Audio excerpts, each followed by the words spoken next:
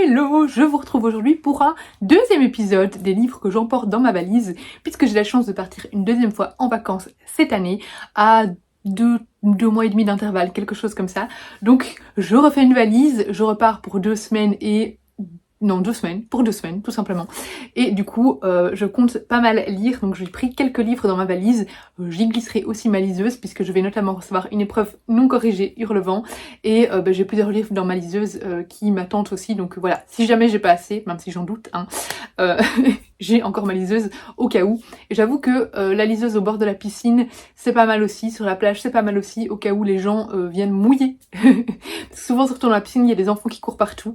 Et voilà, pour les livres, c'est pas toujours génial, donc parfois c'est mieux de lire sur la liseuse. Je sais pas combien de fois j'ai dit liseuse, au moins 10 fois là, dans cette intro. Mais bref, je vais vous montrer du coup les livres que j'emporte avec moi dans ma valise, sachant que j'ai décidé de prendre quelques nouveautés de la rentrée littéraire que j'ai déjà reçues. J'ai reçu en fait pour le moment je pense que ceux de chez Albin Michel, que celles de chez Albin Michel, et j'ai pris avec moi les livres de la palle du Adventure Books Challenge de Steph de Piketty. Il y en a juste un que j'ai pas encore pris avec, que je lirai du coup à mon retour, mais une fois que j'aurai fini ceux-là, j'aurai fini mon challenge, parce que franchement j'ai bien avancé, donc je suis assez fière de moi. Premier livre qui d'ailleurs fait partie de ma palle du coup du Adventure Books Challenge de Steph, c'est Ma vie, mon ex et autres calamités de Marie Vareille. Je ne sais plus de quoi ça parle, juste qu'il fait vraiment extrêmement vacances, extrêmement été. C'est dans les premiers romans de Marie Vareille, donc je pense que je risque de moins aimer, c'est peut-être beaucoup plus feel good que ses romans plus récents, mais je pense que je peux quand même lui faire confiance pour rire un petit peu. Je pense qu'on est un peu plus ici dans le style des chaussettes orphelines, la vie rêvée des chaussettes orphelines. Je pense que c'est ça le titre. Je pense qu'on est un peu plus dans du roman, dans ce style-là, en comparaison à ces derniers romans, mais je pense que c'est parfait pour la plage. J'y ai mis le tome 3 de la saga... Miko qui aboie. J'ai mis le tome 3 de la saga, comment elle s'appelait encore, je ne sais plus maintenant. La porte, non c'est pas la porte, de la saga L'Antre des Louves, pardon, de Elodie Harper. Ici, c'est un tome 3, je conseille vivement de lire les tomes précédents, donc L'Antre des Louves et La Maison à la Porte Dorée avant, parce que pour moi il y a vraiment un fil conducteur. Je sais que parfois on nous dit que, d'ailleurs Kalman Levy dit plutôt que c'est une saga qui peut se lire de manière indépendante. Personnellement je trouve pas, parce qu'en fait au tout début on suit une jeune esclave qui travaille dans une maison de prostituées je ne sais même plus où ils sont, ouais, à Rome tout simplement, à Rome, dans l'Antiquité. Et au fur et à mesure des tomes, elle va évoluer en fait, mais du coup il y a tout un passif par rapport au personnage qui est important à connaître en fait, et qui n'est pas spécialement systématiquement rappelé dans les tomes. Donc voilà, ici je vais pas vous en dire beaucoup plus, parce que sinon ça vous spoilerait complètement le tome 1 et le tome 2, mais j'ai hâte de retrouver ces jeunes femmes, ces personnages qu'on a laissés dans le tome 2, et voilà, j'ai envie de connaître la suite de leur destin. On part plus sur du cozy mystery ou cozy murder, je ne sais pas trop, avec ce livre-là qui est clairement... Celui-là, il hurle la plage, je pense. C'est La mort à la plage de Coralie Cojol. J'ai appris récemment en regardant, je crois que c'est un vlog de Petite Lectrice, que la différence entre Cozy Mystery et Cozy Murder, c'est que dans Cozy Murder, le personnage principal avait été coupable de meurtre. Je pense que c'est ça la différence, si je m'en souviens bien, et je la connaissais pas du tout. C'est pour ça que je dis que je ne sais pas si c'est... Bah là on le dit, Cozy Mystery.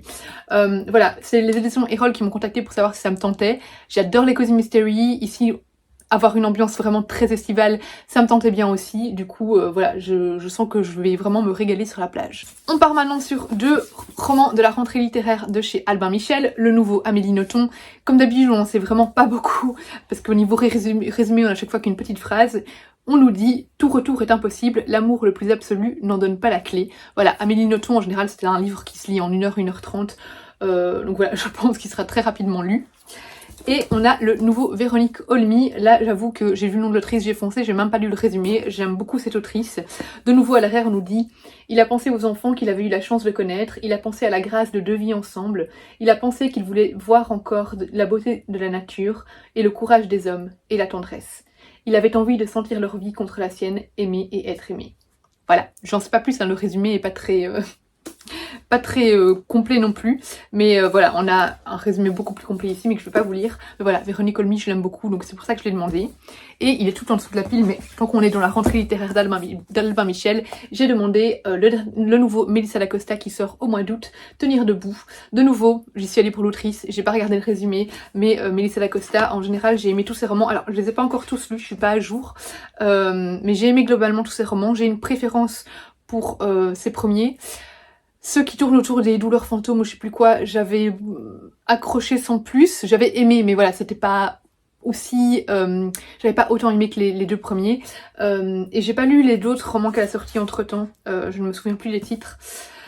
Mais voilà, bref, du coup, Tenir debout, ça a l'air très chouette et de toute façon Mélissa Dacosta, je pense qu'on peut un peu y aller les yeux fermés. Un autre roman qui hurle la plage, Dompter les vagues de Vandela Vida, qui est du coup aussi dans ma pile à lire du Adventure Books Challenge. Ici, comme je l'avais dit quand je vous ai présenté ma palle du Adventure Books Challenge, je ne sais plus de quoi ça parle, mais il me donne très envie, rien que par la couverture. Ça se passe aux États-Unis, voilà, c'est tout ce dont je me souviens. Et ça avait l'air d'être très chouette, donc ben voilà, je vous en dirai plus quand je l'aurai lu. Moi j'aime pas relire les résumés avant de les lire, en fait, j'aime bien oublier complètement de quoi ça parlait, et c'est pour ça qu'en général je ne vous donne pas trop mes résumés dans mes présentations de pile à lire, parce que j'aime bien me lancer à l'aveugle. Je vais prendre également dans ma valise La folle destinée des Kerdelec, un mystère à Saint-Malo de Aurore Drécourt. Ici c'est un tome 2, je vous ai déjà parlé du tome 1 récemment, du coup je vais pas vous refaire un résumé ici, mais j'avais beaucoup aimé. Aurore Drécourt, c'est l'autrice de la saga notamment Le secret du faucon, je l'adore, surtout dans l'historique, et ici on est dans un roman historique et j'adore sa plume. Ces romans sont très prenants et j'ai vraiment hâte de retrouver les personnages du tome 1 que j'ai lu il y a pas longtemps, donc c'est encore très frais dans ma tête. Et je termine cette pile de romans que je prends dans ma valise avec encore un livre de ma palle du Adventure Books Challenge, Où l'amour demeure de Sarah Winman. C'est un livre qui se déroule durant la guerre 40-45. Je me souviens que ça se passait mix entre Italie et Angleterre. Ça avait l'air vraiment génial et la couverture est absolument magnifique et je trouve qu'elle crie aussi l'été. Voilà, celui-là c'est la plus grosse brique de tous, donc voilà, j'espère le sortir de ma palle à ce moment-là, parce que l'été en général quand on est en vacances, c'est le moment où on a le plus de temps et on peut enfin sortir des grosses briques de notre palle. Du coup j'espère le lire là-bas. Voilà, je glisserai peut-être d'autres livres dedans dans ma valise, mais je ne pense pas honnêtement, parce que j'ai déjà pas mal, en plus de ma liseuse. Dites-moi si vous partez en vacances, quel livre d'ailleurs vous comptez prendre si c'est le cas dans votre valise. Je vous fais les gros bisous, je vous retrouverai en vidéo, je ne sais pas trop quand, je pense que j'aurai le temps de vous poster un vlog la première semaine de vacances, mais qu'après vous n'aurez plus de vidéo pendant 1 ou 2 semaines. Donc voilà, on se retrouve bientôt en vidéo, vous verrez quand, je ne le sais pas non plus, parce que je n'ai rien programmé. Si vous partez en vacances, je vous souhaite de bonnes vacances, si vous ne partez pas en vacances, bon courage pour le travail. Je vous fais des gros bisous et je vous dis à bientôt pour une prochaine vidéo.